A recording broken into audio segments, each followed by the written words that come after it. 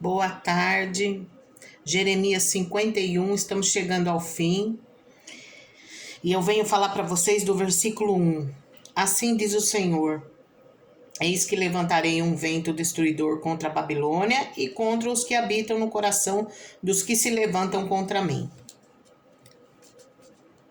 Porque Israel e Judá não foram abandonados pelo seu Deus, pelo Senhor dos Exércitos, ainda que a sua terra esteja cheia de culpas perante o Santo de Israel.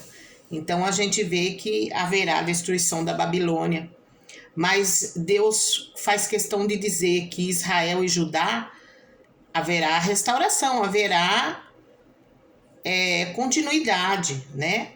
Porque Deus não abandonou, o Senhor dos Exércitos não abandonou o próprio Deus, né? Não abandonou Israel e Judá. Versículo 6: Fugi do meio da Babilônia e livre cada um a sua alma. Não vos destruais a vós na sua maldade, porque este é o tempo de vingança do Senhor, lhe dará a sua recompensa. O Senhor está pedindo para as pessoas saírem, né? Para o Israel ajudar a sair da Babilônia, deixar ela para lá, porque haverá destruição. E destruição final, destruição total, destruição definitiva, não haverá nova restituição. Ele que fez a terra com o seu poder e ordenou o mundo com a sua sabedoria e estendeu os céus com o seu entendimento. Versículo 15. A grandeza de Deus, né? Não é semelhante a esses a porção de Jacó, porque ele é o Criador de todas as coisas, e Israel é a tribo da sua herança, o Senhor dos Exércitos é o seu nome. Versículo 20. Tu és meu martelo e minhas armas de guerra, e contigo despedaçarei nações e contigo destruirei os reis. Tá falando da Babilônia, que é o martelo de guerra, né? E no versículo 37, a Babilônia se tornará em montões, morada de dragões, espanto e assobio, sem um só habitante.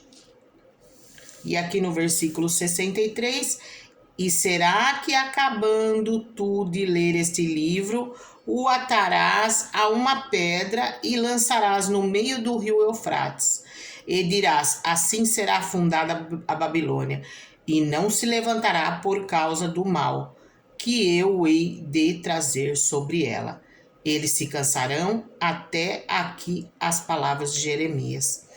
Jeremias, né, no escrever do livro que conta sobre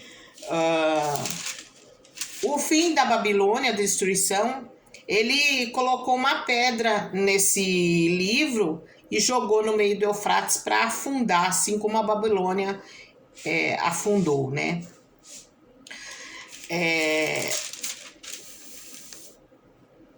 O que eu gostaria de dizer para vocês sob a luz do Espírito Santo? Nós somos filhos de Deus, buscamos Deus, queremos Deus, né? Queremos viver a vitória de Deus sobre essa terra. Mas nós precisamos nos atentar para a Babilônia que está sempre esbarrando em nós. Essa Babilônia pode ser tantas coisas que o mundo traz para nós, porque o mundo é repleto de coisas para nos oferecer, né? Para nos deixar tranquilos, né? A carne ficar bem enraigada, né? Sobre as coisas que o mundo pode trazer. Então, fiquem atentos, porque a Babilônia se enrosca